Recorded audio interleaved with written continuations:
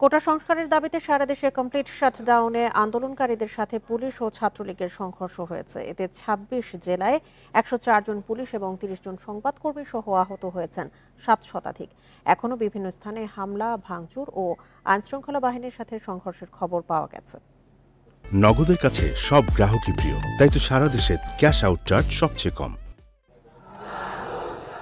বৃহস্পতিবার দুপুরে বরিশাল বিশ্ববিদ্যালয়ের সামনে থেকে শিক্ষার্থীদের পুলিশ ছত্রভঙ্গের চেষ্টা করলে পাল্টাপাল্টি ধাওয়া হয়। পরিস্থিতি নিয়ন্ত্রণে টিয়ারশেল ছোড়ে পুলিশ, এতে আহত হয় অর্ধ শতাধিক।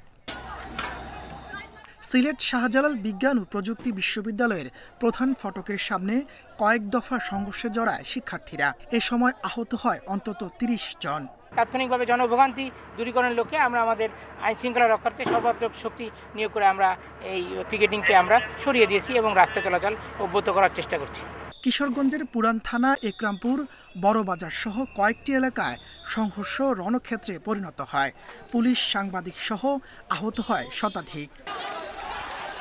বগুড়া সাতমাথা থেকে শিক্ষার্থীদের ছত্রভঙ্গ করতে টিয়ারশেল ও রাবার বুলেট ছুড়ে পুলিশ।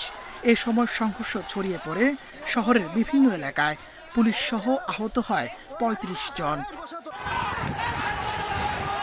নরসিংদী জেলখানা মোড়ে ঢাকা সিলেট মহাসড়ক অবরোধ করলে আইনশৃঙ্খলা বাহিনীর সাথে সংঘর্ষ বাধে।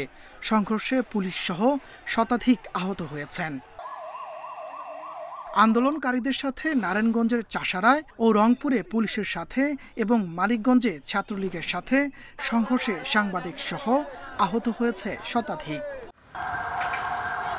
চট্টগ্রামের ভদ্দারহাটে পুলিশ বক্সে আগুন দেয় আন্দোলনকারীরা। এর আগে শাহ আমানত ব্রিজ এলাকাতেও পুলিশের সাথে সংঘর্ষ হয়, এতে আহত হয় ১০ জন। জানমাল নিরাপত্তার স্বার্থে আমরা তাদেরকে এখান থেকে সরিয়ে দিয়েছি, ডিসপার্স করেছি। তারা পুলিশের সাথে দীর্ঘক্ষণ ধরে তারাও পাল্টা আক্রমণ করেছে এবং বিভিন্নভাবে আপনারা দেখেছেন প্রকাশ্য তাদের আক্রমণাত্মক ভঙ্গি।